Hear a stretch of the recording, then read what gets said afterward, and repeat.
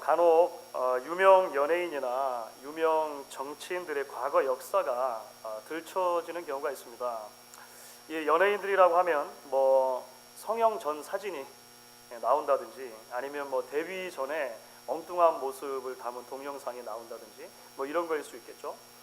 정치인 같으면 지금 현재 이야기하고 있는 그런 어떤 정치적인 입장과 전혀 다른 반대적인 이야기들을 예전에 했던 뭐 그런 기억이 있다든지, 아니면 감춰져 있던 어떤 추문의 이야기들이 밝혀지는 그런 경우가 있을 수 있을 것입니다. 이럴 때 요즘에 이제 주로 사용하는 용어가 있는데요, 흑역사라고 하는 용어인데 혹시 들어보셨습니까?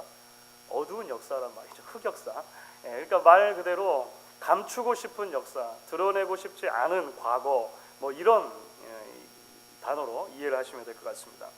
그런데 우리가 성경을 읽다 보면 종종 깜짝깜짝 놀랄 때가 있습니다. 성경에 기록되어 있는 소위 그런 종류의 흑역사들 때문에 그래요.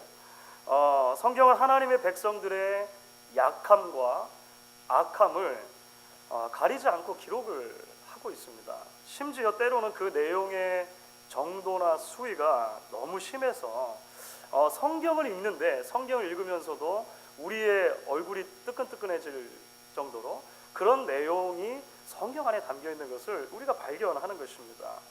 하지만 여러분, 성경이 이처럼 소위 믿음의 사람들, 하나님의 백성들의 흑역사를 기록하는 것은 단지 그것이 사람들의 관심을 끌만한 어떤 뭐 특종 기사거리이기 때문에 그런 것은 아닐 것입니다. 그렇죠? 그렇게 해야 신문이 잘 팔리고, 그렇게 해야 인터넷 조회수가 늘어가고, 뭐 그런 정도의 관심을 가지고 이런 이야기들이 기록된 것이 아니라고 하는 것이죠. 성경에 기록된 하나님의 백성들의 부끄러운 역사는 사실 오늘을 살아가는 하나님의 백성들에게, 성도들에게 주시는 하나님의 메시지가 담겨져 있다라고 우리가 이해를 해야 할 것입니다. 동시에 그 자체로 하나님의 구원의 메시지가 그 안에 함께 맞물려 있는 경우가 참 많이 있고, 하나님의 소망의 메시지가 우리에게 전달되는 경우가 많다는 것을 우리가 말씀들을 통해 발견하게 되는 거죠. 오늘 우리가 함께 읽은 말씀, 사실 창세기 38장 전체 본문이라고 제가 말씀을 드렸습니다. 아마도 창세기에서 발견할 수 있는 그런 종류의 대표적인 이야기 가운데 하나가 될 것입니다. 우리가 오늘 본문으로 삼은 창세기 38장은요, 적어도 두 가지 측면에서 우리를 곤혹스럽게 하죠. 첫 번째는 그 38장의 위치입니다. 그러니까 38장이 지금 우리에게 전해지고 있는 그 위치 자체가 조금 어색하다라고 하는 거예요. 지난주에 우리가 살펴본 것처럼 창세기 37장, 바로 이전 장, 요셉의 이야기가 비로소 시작되는 대목이었습니다. 그렇죠? 그 요셉의 이야기, 37장에 기록된 요셉 이야기가 어떻게 마무리를 합니까? 형들이 요셉을 미워해서 결국은 미디안 사람 손에 팔아넘겼다라고 하는 이야기로 마무리가 되잖아요. 그러면 그 37장의 제일 마지막 절, 이렇게 되어져 있죠. 우리 같이 한번 읽어볼 텐데요. 37장 36절입니다. 같이 읽습니다. 그 미디안 사람들을 그를 애굽에서 바로의 신하 친위대장 보디발에게 팔았더라. 여러분, 그러면 38장을 건너뛰고 39장 1절을 한번 같이 또 읽어보도록 하겠습니다. 여러분 성경을 읽으셔도 좋고 우리 화면을 읽으셔도 좋은데 39장 1절입니다. 같이 읽습니다. 요셉이 이끌려 애굽에 내려가매 바로의 신하 친위대장 애굽 사람 보디발이 그를 그리로 데려간 이스마엘 사람 손에서 요셉을 산이라. 그러니까 여러분, 이렇게 연결이 되면 너무 자연스럽죠. 그렇죠?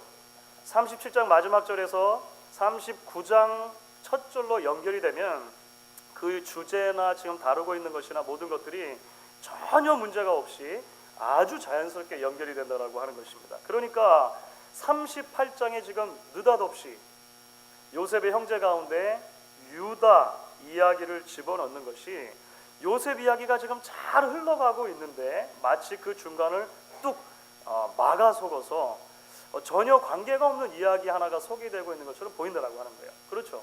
실제로 37절부터 37장부터 38장, 39장을 이렇게 쭉 읽어 나가다 보면 그런 느낌을 다 받게 되는 거죠. 왜 여기서 이야기가 멈추지? 왜 이 이야기가 여기에 끼어들어 있지? 이런 생각을 하게 되는 것입니다. 나아가서 38장의 위치뿐만 아니라 우리를 더 곤혹스럽게 하는 문제가 있죠. 그것은 내용입니다. 내용. 여러분들 제가 말씀을 읽어드리면서 혹시 좀 이상하네, 왜 이런 말씀이 여기 있지? 라고 혹시 생각되신 적 있습니까? 그 중간에는 더 많은데 사실 좀 건너뛴 거예요. 시간상 건너뛰고 38장 전체가 사실 그런 내용입니다. 여러분 38장 1절이 이렇게 시작을 했죠. 그 후에 유다가 자기 형제들로부터 떠나 내려가서 아둘람 사람 히라와 가까이 하니라. 그러니까 창세기를 지금까지 우리가 함께 읽어왔다면 내려갔다라고 하는 말에서 우리가 뭔가를 딱 직감하게 되는 거죠. 그렇지 않으십니까? 여러 번 제가 말씀드렸는데요. 내려갔다. 말 속에서 이미 우리가 뭔가 좀 심상치 않은 일이 일어날 것이다 라고 하는 것을 직감하는데요.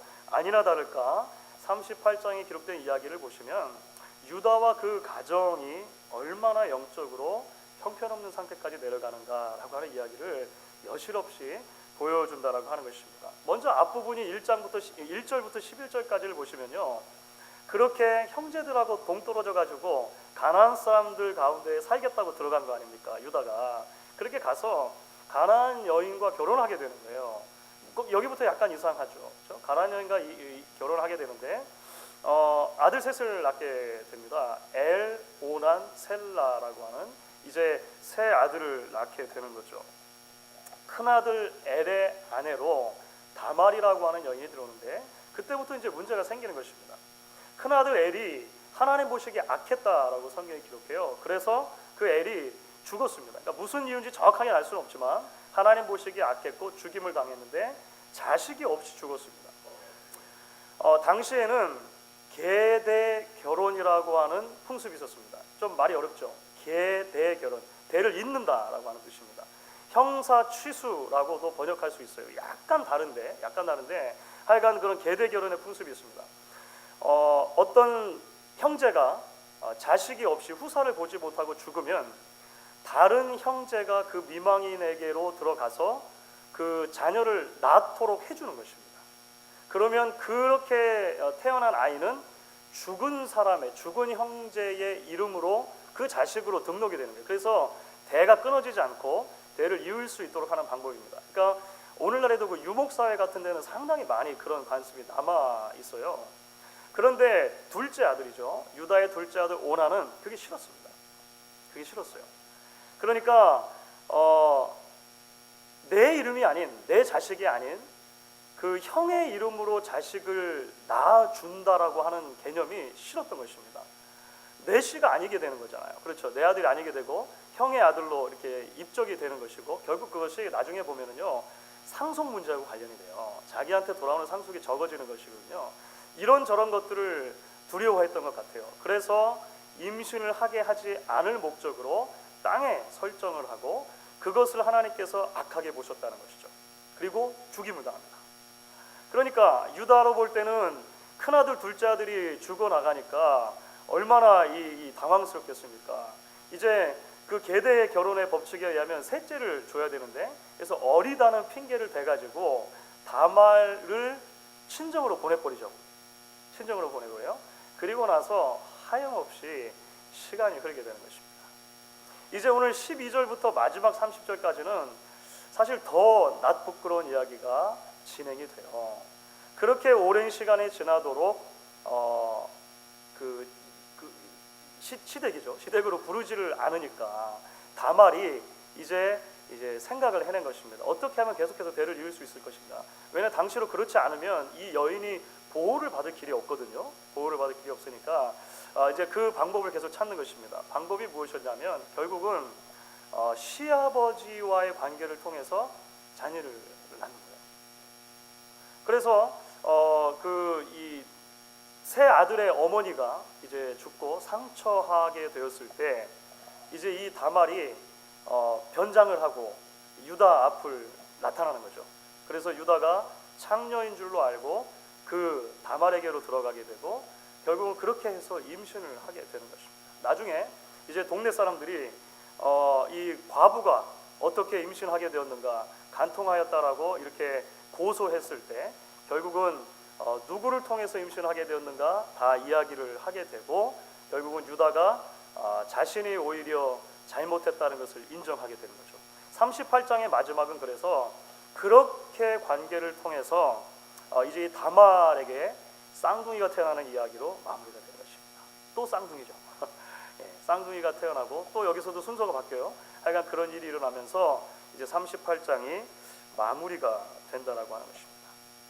여러분, 요즘에 한국에서 한 기업인이 자살을 하면서 남겨놓은 그 뇌물수수 관련 리스트가 뜨거운 뉴스거리잖아요. 얼마 전에 제가 수요예배 때도 말씀을 드렸습니다만, 특별히 그 임기를 시작한 지 채 몇 달이 되지 않은 그 현직 총리가 이 리스트에 연루가 돼가지고요. 이제 최근의 뉴스는 이분이 총리직을 사임하게 됐어요. 이게 참 굉장히 부끄러운 일이죠. 그런데 바로 며칠 전입니다. 바로 며칠 전에 그 여당의 한 국회의원이 그 총리를 편들어줄 목적으로 그 세종대왕 시대의 명재상이었던 황희정승에다가 그 총리를 빗대어서 이야기한 그런 일이 있었어요. 혹시 뉴스 읽으셨는지 모르겠습니다. 이렇게 말한 거죠. 총리는 사실 황희정승 같은 사람이다. 실록을 보면 황희정승도 뇌물을 받기도 하고 간통을 하기도 했고 뭐 이런 기록이 있다. 하지만 세종대왕이 넓은 마음으로 품어줬기 때문에 그렇게 그 명재상이 될 수 있었던 것이다. 뭐 이런 이야기를 했어요. 웃기죠? 아니 무슨 이런 말도 안 되는 얘기가 있어요. 그래서 뭐 말도 안 된다 이렇게 하고 있는데 전혀 예상치 않았던 곳에서 이제 반발이 일어난 것이죠. 그 황희정승 종친회에서 장수황씨 종친회에서 들고 일어난 것입니다. 아니 어떻게 한 나라의 여당 국회의원이 라디오에서 우리 그 황희정승 그 재상의 이름을 들먹이면서 욕보일 수 있는가? 그래가지고요 종친회 확대 간부 회의 그런 게 있나 봐요. 그리고 회장당 회의를 열어가지고 공식적으로 이 문제를 제기하겠다. 막 이렇게 막 으름장을 놓았습니다. 그래가지고 결국 어떻게 되냐면 이 의원이 자신의 실수를 고백하고 잘못했습니다. 이렇게 공적으로 그 사죄하는 일이 있었습니다. 여러분 수백 년 전 사람이지만 조상의 명예는 그만큼 중요한 겁니다. 그렇죠? 누구라도 황희정승 얼굴을 지금 후손이 봤습니까? 그렇지 않아요. 직접적으로 관계가 있는 것도 아니에요. 하지만 그 후손의 입장에서 볼 때 조상의 이름에 조금이라도 누가 되면 어찌 되었든지 간에 화가 나게 된다라고 하는 것입니다. 사랑하는 여러분, 창세기는 기원의 책입니다. 기원의 책. 그렇죠. 크게는 온 인류의 기원에서 출발하는 하나님의 백성의 역사를 기록한 책입니다. 작게는 이스라엘이라고 하는 한 민족의 기원과 역사를 기록하는 책이에요. 그러니까 창세기는요 사실 전체가 하나의 거대한 족보라고 할 수 있는 거예요.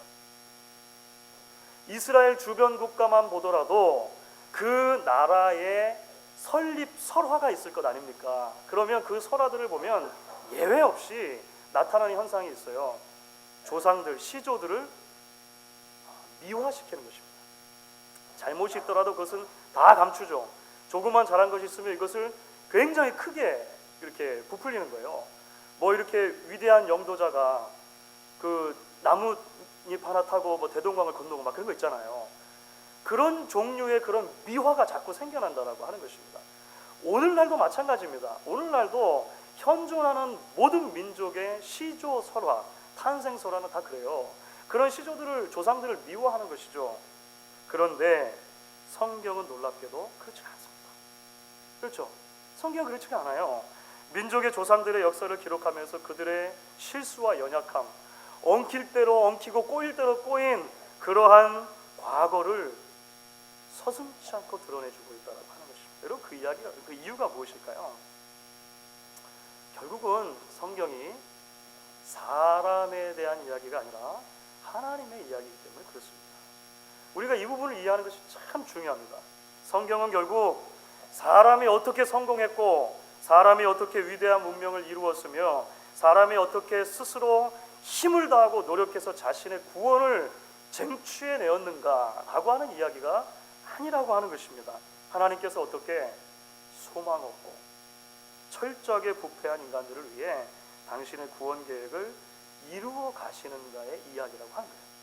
성경은 애초에 그런 이야기라고 하는 것입니다. 그래서 성경은 때때로 우리의 관심이 너무 인간에게로 향해질 염려가 있을 무렵에 마치 변주곡과 같은 전혀 엉뚱해 보이는 이야기 하나를 툭 던져 넣는 것입니다. 그래서 우리의 시선을 다시금 하나님께로 향하게 합니다. 인간의 이야기가 아니라 하나님의 이야기라고 하는 것을 다시 알려주시고 그 하나님을 바라보게 하신다라고 하는 것입니다. 여러분, 요셉 이야기가 재밌습니다. 그렇죠? 여러분, 이전에 말씀드렸던 것처럼요, 성경에서 야곱은 가장 아마 우리를 닮은 사람일 거예요. 그렇죠? 야곱은 너무 우리를 닮았는데 놀랍게도 성경에서 요셉은요 가장 예수를 닮은 사람입니다. 나중에 우리가 계속 요셉 이야기를 통해서 발견하게 돼요. 그 요셉의 이야기를 쭉 읽어나가고 있는 와중에 우리가 계속해서 사람에게로 관심을 맞출까봐 중간에 갑자기 뚝 요셉의 이야기가 끊기는 거죠. 그리고 나서 이 말도 안 되는 것처럼 보이는 유다 이야기, 유다 가정의 이야기가 소개되고 있습니다. 왜 그렇습니까? 말씀드린 것처럼 성경의 1차적인 관심이 타락 이후에 범죄한 인류를 구원하시는 하나님이기 때문에 그렇습니다. 그리고 그 하나님께서 하나님의 구원 계획을 이루시는데요, 야곱의 12아들 중에 사실은 누구를 통해 메시아가 오십니까? 놀랍게도 유다 지파를 통해서 메시아가 오십니다. 유다 지파를. 그러니까 38장을 보시면 여러분, 이 유다를 보면서 꼭 그를 통해 가지고, 꼭 유다의 후손을 통해 가지고 메시아가 오실 이유를 여러분 발견하십니까? 그렇지 않죠. 38장을 보면 야, 이 도대체 무슨 일인가 이렇게 생각이 들어요. 유다 지파를 통해서 메시아가 오신다는 사실을 아는 분들이라면 당연히 이렇게 질문을 던지게 되는 거예요. 이게 도대체 뭔가, 어떻게 이런 사람, 이런 민족들을 통해서 하나님께서 구원을 이룬다고 하시는 것인가, 이런 질문이 떠오르는 것이죠. 그런데 여러분, 하나님의 답이 있는 것입니다. 여러분, 마태복음 19장을 보시면 재미있는 이야기가 나와요. 예수님께서 재물과 하나님 나라의 관계에 대해서 말씀하십니다. 이제 부자가 천국에 들어가는 것이 약대가 바늘기로 들어가기 어렵다, 이런 종류의 이야기를 하시니까 제자들의 마음 가운데 그렇다면 이 구원이 어떻게 되지? 라고 하는 구원에 대한 질문이 떠오르는 것입니다. 거기에 대해서 예수님이 답변해 주시는데요, 우리 같이 한번 읽어보시면 좋겠는데요, 마태복음 19장 25절 26절 같이 한 목소리 읽어보겠습니다. 제자들이 듣고 몹시 놀라 이르되 그렇다면 누가 구원을 얻을 수 있으리까? 예수께서 그들을 보시며 이르시되 사람으로는 할 수 없으나 하나님으로서는 다 하실 수 있는, 이것이죠. 구원은 사람의 문제가 아니라 하나님의 일이라고 하는 것을 성경은 끊임없이 우리에게 이야기를 해줍니다. 그렇기 때문에 오늘 창세기 38장은 일종의 하나님의 변주곡이라고 할 수 있는 것이죠. 그러니까 성경의 관심이 사람에게 있는 것이 아니라,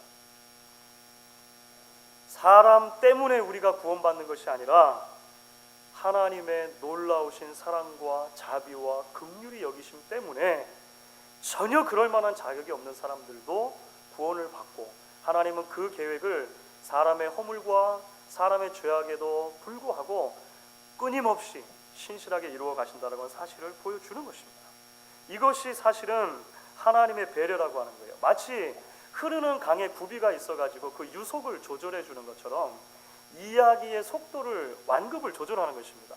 이야기가 너무 사람 중심으로 갈까봐 그 완급을 조절하여 우리의 눈이 하나님께로 향하게 만들어 주시는 하나님의 배려라고 하는 것이죠. 여러분, 마태복음 1장은 예수님의 족보로 시작합니다. 그렇죠? 예수님의 족보로 시작하는데 예수님의 족보에는 4명의 여인의 이름이 등장을 하죠. 예수님의 어머니 마리아의 이름을 제외하고 3명의 이름을 곰곰이 살펴보면 사실 다 심상치가 않습니다. 그 이름의 첫 번째 등장하는 여인의 이름은요, 바로 이 다말입니다. 그렇죠? 시아버지를 통해서 자녀를 낳게 된 다말의 이름이 거기에 들어가 있어요. 두 번째 이름은 누구입니까? 여리고성의 기생이었던 라합이에요. 나중에 보아스의 어머니가 됩니다. 세 번째 여인은요, 이름이 원래 있는데, 우리가 알고 있는데 이름을 안 적어요. 우리아의 아내, 이렇게만 말합니다. 바세바라는 이름이 있는데 일부러 그 족보가 우리아의 아내라고 적습니다. 다윗이 우리아에게서 뺏은 아내잖아요. 그러니까 우리가 이 이야기들을 계속 보면 결국 뭐라고 이야기를 하게 되는 것입니까? 뭐라고 고백하게 되는 것입니까? 요나가 물고기 뱃속에서 이렇게 고백했던 적이 있어요. 구원은 여호와께 속하였나이다. 그거죠. 우리가 아무리 뒤집어 봐도, 아무리 족보를 살펴봐도 구원은 여호와께로 말미암는구나 라고 하는 것을 다시 발견하게 되는 것입니다. 사랑하는 여러분, 처음부터 끝까지 구원은 하나님께서 하시는 거예요. 이 고백이 저와 여러분에게 있기를 바라는 것입니다. 여러분, 그렇기 때문에 우리는요, 오늘 조금 더 나아가서 오늘 이 38장의 이야기를 우리의 삶으로 조금 적용해 볼 수 있겠다 싶습니다. 그것은 우리 인생에도 때로 변주곡이 연주될 때가 있을 텐데 그것을 우리가 어떻게 바라볼 수 있을까라고 하는 문제로 우리가 적용할 수 있다라고 하는 것입니다. 여러분, 사실 우리가 인생을 살다 보면 우리 인생에도 원하지 않는 흐름과 원하지 않는 박자로 우리 인생이 연주되고 있는 것 같은 느낌을 받으실 때가 있을 겁니다. 그렇죠? 한마디로 내가 원하는 음악이 아닌 거예요. 내가 원하는 음악이 안 나오고 내가 원하는 그림이 지금 안 그려지고 있다라고 아마 생각할 수 있는 시점이 올 것이라는 것입니다. 그러나 여러분, 기억하실 수 있기를 바랍니다. 바로 그때가 온통 나 중심으로 인생을 바라보며 달려가고 있던 우리의 눈을 들어서 당신을 바라볼 수 있도록 하나님께서 지금 속도를 조절해주고 계시는 순간이다라고 하는 것을 기억하실 수 있기를 바라는 것이죠. 제가 최근에 인상 깊게 본 영화 중에 위플래시라고 하는 영화가 있습니다. 위플래시. 혹시 보신 분 계신지 모르겠습니다. 올 초에 그 아카데미 시상식에서 또는 각종 영화제에서 굉장히 많은 상을 받았어요. 특별히 그 선생님 역할을 했던 그 조연이 있으신데 그 나무 조연상을 많이 받고 음악상, 편집상 이렇게 상을 받았습니다. 재밌는 영화입니다. 뉴욕의 한 유명 재즈 학교를 다니는 그 앤드루라고 하는 드러머가 나와요. 그러니까 정말 세계적인 드러머가 되고 싶어하는 한 학생이 나오고 그 학교에 아주 엄격하고 아주 이 악독한 그 교수법으로 이 수업법으로 악명 높은 이제 그 플래처 선생님이라고 하는 선생님이 한 분이 나오십니다. 그래서 이제 만나가지고 이런저런 이야기가 이루어지는 일종의 성장 이야기라고 할 수 있겠죠. 그래서 꿈이나 교육이나 성장, 사랑 이런 이제 여러 가지 생각을 하게 해주는데요. 그 선생님이 굉장히 성격이 고약해요. 학생들을 가르치는데 얼마나 고약한지 세상에 미국인데 미국 뉴욕에 있는 학교인데 막 학생들 뺨을 때리더라고요. 저희야 어렸을 때 다반사였지만 그렇게 맞고 자라는 것이. 그런데 굉장히 고약한 선생님인데 그 성질이 고약한 선생님이 학생들을 지도하거나 또는 학생들의 밴드를 지휘할 때마다 굉장히 자주 사용하는 한 문구가 있어요. 바로 이것입니다. Not quite my tempo 라고 항상 이야기를 해요. 무슨 말이냐면요, 아직 내가 원하는 박자가 아니야. 한참 지휘하다가 확 멈춰버려요. 막 화를 내죠. Not quite my tempo. 학생들이 겁이 나가지고 어떻게 또 연주를 합니까? 그러니까 자꾸 더 틀리는 거죠. 더 틀리면 계속 멈추고 아직도 내가 원하는 박자가 아니야. 나중에는 의자도 던지고 이런 일이 일어납니다. 사랑하는 여러분, 하나님께서 때로 우리에게 말씀하실 때가 있습니다. Not quite my tempo. 아직 내가 원하는 박자가 아니야 라고 하나님도 우리에게 말씀하실 때가 있습니다. 물론 하나님은 영화 속에 나오는 고약하고 고집불통인 플래처 선생님과 근본적으로 다른 분이시죠. 하나님께서 우리 인생의 변주곡을 연주하시는 이유는 우리를 지으셨고 우리에게 가장 필요한 것이 무엇인지를 너무나 잘 알고 계시기 때문이라는 것을 우리가 말씀을 통해 발견합니다. 우리를 사랑하시기 때문인 거예요.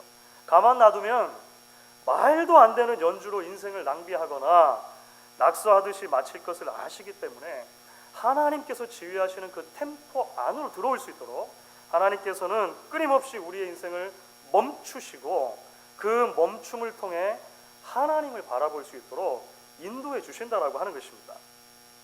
여러분, 이번 달 큐티 교재에 실린 글 중에, 큐티 교재를 보시면 중간중간에 이렇게 같이 읽는 그런 코너들이 있잖아요. 함께 읽기 중에 이런 글이 있었어요. 기억나시는 분 계실 것입니다. 독일 정부가 오래된 그런 명품 악기들을 많이 가지고 있는데, 바이올린이나 첼로 이런 악기들을 많이 가지고 있는데, 그 독일 정부가 해마다 세계의 유능한 연주자들을 이렇게 선발을 해가지고 어마어마하게 값비싼 그런 악기를 무료로 대여해 준다는 거예요. 심지어는 그냥 나중에 무상으로 주는 경우가, 한국에 그래서 한 자매 중에는 무상으로 받은 경우가 있대요. 그런데 그 악기들이 수백 년 된 악기고, 그 악기에 따라서는 50억 원을 호가하는 그런 악기들도 있다는 거예요. 그런데 왜 그것을 거저주는가? 그 이유가 참 재밌습니다. 그 이유가 뭐냐면, 훌륭한 악기는 제대로 연주할 수 있는 연주자에게 맡기는 것이 그 악기를 가장 잘 보관할 수 있는 방법이라는 거예요.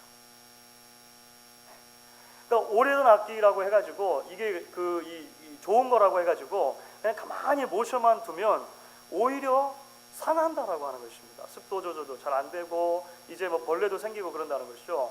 잘 보관할 수 있는 방법은 뭐냐면, 훌륭한 연주자를 찾아가지고 그 연주자에게 맡겨만 놓는 거예요. 그러면 잘 연주할 때 그것이 최상의 상태로 보존이 된다, 이렇게 말해요. 그러면서 그 글에 이렇게 덧붙입니다.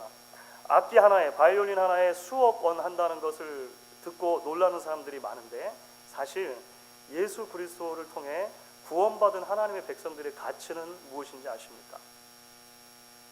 성도들의 가치는 예수의 몸값입니다. 이렇게 얘기해요.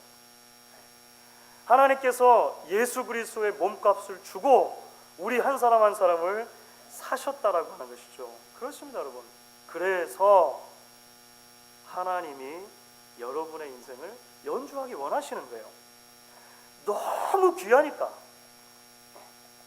아들의 피값을 주고 사실 만큼 우리라고 하는 이 악기가 너무 소중하니까 가장 최고의 연주자이신 하나님께서 직접 연주하셔야겠다라고 선포하시는 것이죠. 여러분, 때로 하나님의 변주곡은 우리에게 고난으로 찾아올 때도 있을 것입니다. 원치 않는, 기대하지 않았던 그런 사건으로 찾아올 때도 있을 것입니다. 때로 나를 힘들고 어렵게 만드는 사람으로 찾아올 수도 있을 것입니다. 하지만 여러분, 기억하실 수 있기를 바랍니다. 내 인생의 변주가 자꾸 된다라고 생각이 되면 그 자체가 하나님께서 내 인생을 소중하게 생각하시고 나를 사랑하시는 증거로 받으실 수 있기를 바라는 것이죠. 당신의 템포 안으로, 당신의 지휘 안으로 들어오기를 원하시는 하나님의 초대이고 배려라고 하는 것입니다. 여러분이 너무 소중하기 때문에 위대한 연주자이신 하나님의 손 안에 연주될 때 가장 아름다운 인생의 음악이 연주될 것을 하나님 아셨다라고 하는 것입니다. 주 안에 사랑하는 여러분, 말씀을 정리하도록 하겠습니다. 창세기 38장, 37장과 39장 사이에 그냥 끼어있는 어색한 이야기 정도로 마치는 것이 아니다는 것을 오늘 말씀을 통해 우리가 발견하게 돼요. 오히려 추하고 흠이 많은 인간의 역사 위로 도도히 흘러가는 하나님의 구원 역사로 우리의 시선을 고정시키도록 하는 그런 하나님의 놀라운 멋진 변주곡이라고 하는 것입니다. 그래서 오늘 말씀은 우리에게 한편으로 이렇게 고백하게 하는 것이죠. 그렇습니다, 하나님. 오직 구원은 하나님께 달린 것입니다. 제 시선을 하나님께만 고정시키게 하여 주옵소서. 동시에 오늘 말씀은 이렇게도 우리에게 고백하게 만들어 줍니다. 그렇기 때문에 하나님, 이제는 내 인생 전체를 온전한 연주자이신 하나님의 손에 내어 드립니다. 하나님의 박자대로 하나님의 음악을 연주하여 주옵소서. 오늘 이 고백이 저와 여러분의 고백이 되실 수 있기를 주의 이름으로 간절히 축원합니다.